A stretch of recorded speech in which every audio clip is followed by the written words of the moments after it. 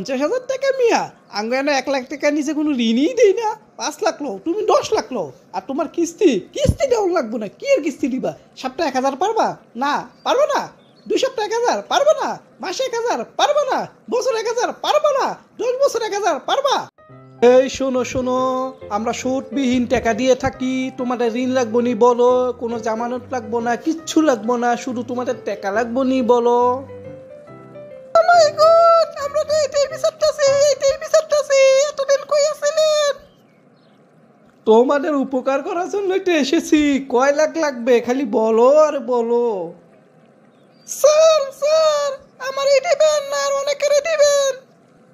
আরে বেটা, তোমারে দিমু মানে তুমি যতজন আনবা সবাইরে দিমু। তুমি যতজন আনবা তুমি বোনাসও পাইবা। কি মনে করছো? তুমি 1 লাখ চাও, আরেকজন আইনা নাও, তোমার 2 লাখ দিমু। 10 জন আইনা নাও, 10 লাখ দিমু। যত লোক লইবা ততই টাকা দিমু।